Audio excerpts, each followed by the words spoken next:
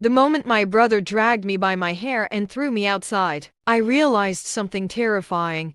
My own family believed I'd stolen $70,000 from them. My mom slapped me right in front of my belly, 6 months pregnant with twins, and yet I didn't cry. Instead, I planned something they would never see coming. If you've ever felt betrayed by someone you trusted, or watched the people closest to you turn against you, hit subscribe, like this video, and stick around, because this isn't just a story of revenge, it's a story of being underestimated, of being pushed to the edge, and then turning that pain into power. I never imagined my life would become a war zone inside my own home. I had always been the quiet one, studious, responsible, the eldest daughter in a family where loyalty was supposed to matter. But loyalty, I learned the hard way, only mattered if it suited them. It all started when a sum of $70,000 went missing. Our parents were shocked, and the finger pointed squarely at me. My brother, always the charming golden child, smiled in that infuriating, smug way of his, pretending to be the righteous one, the protector of the family. "You took it," he said casually one evening, his voice dripping with certainty. "And now Mom and Dad are going to make sure you pay." I froze.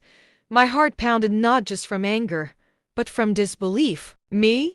Take $70,000? My mind raced. I was 6 months pregnant, carrying twins, and I'd been working hard to save for my maternity needs, not steal from my own parents. Then it happened. He grabbed me by my hair, yanking me across the living room like I weighed nothing. I stumbled, fell against the wall, and before I could regain my balance, he shoved me outside. Cold air hit my face. The front door slammed behind me like a sentence. I could hear my mom behind the door, her voice trembling with something I can only describe as misplaced rage. "How could you do this to us?" Before I could speak, she slapped me across the face. The sting burned, sharp and unforgiving. My belly jerked with the impact, and for a split second, fear threatened to overwhelm me. But the anger, oh, the anger was fiercer. It was hot, almost liquid, pooling deep in my chest. I didn't cry. I couldn't.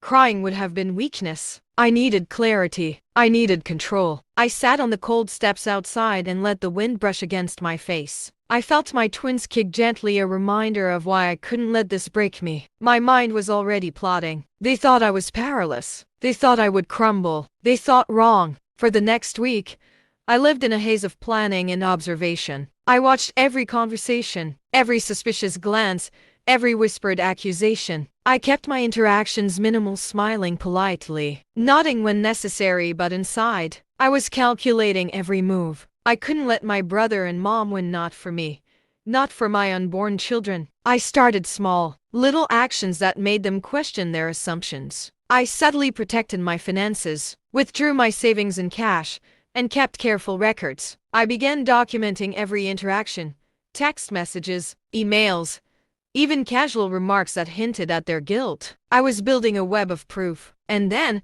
the perfect opportunity appeared. My brother had begun boasting to friends about the perfect setup he'd created to frame me. He had no idea that I had already started recording him. Every word, every lie, every smirk. He bragged about how he'd manipulated Mom, how I'd been exposed as the thief. He laughed, thinking he was untouchable. That night, I knew it was time. I had to strike with precision, careful, clean, undeniable. The next day, I invited both my parents to a family meeting.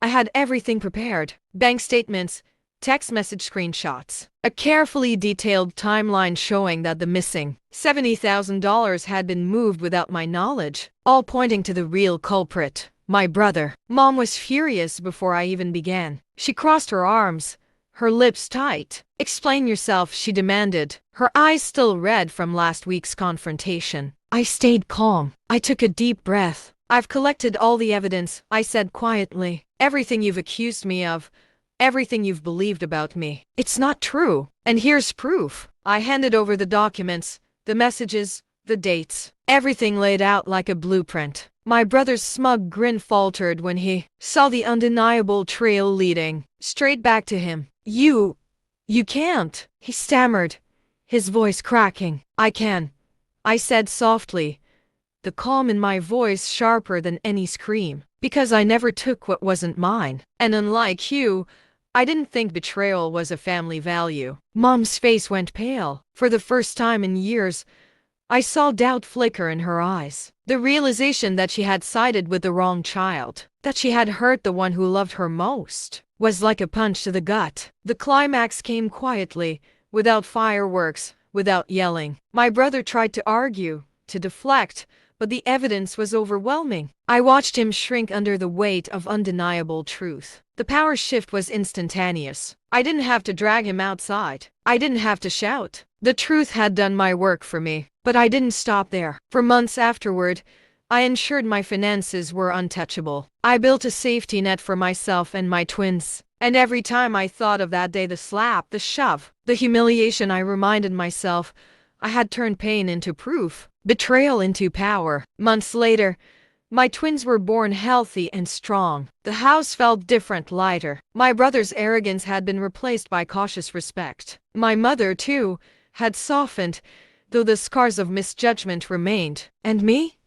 I felt free, not because I had won in the way most people think of victory, but because I had stayed true to myself. I hadn't let fear or anger dictate my actions. I hadn't lashed out recklessly. I had let strategy, patience, and resilience speak louder than tears or screaming. Revenge isn't about violence or humiliation. It's about reclaiming your narrative. It's about showing the world and yourself that injustice doesn't define you. I didn't just survive their betrayal. I thrived because of it. Life will sometimes push you to the edge, showing you who you can't trust and who underestimates your strength. But remember this: revenge isn't about breaking others, it's about restoring yourself. The most powerful victory is the one that leaves you stronger, wiser, and unshakably proud of who you are. If you've ever felt underestimated, betrayed, or pushed to your limits, share your story in the comments. Hit like if you believe in turning pain into power. And don't forget to subscribe for more stories where justice isn't just served, it's masterfully crafted. And remember, your strength is your greatest revenge.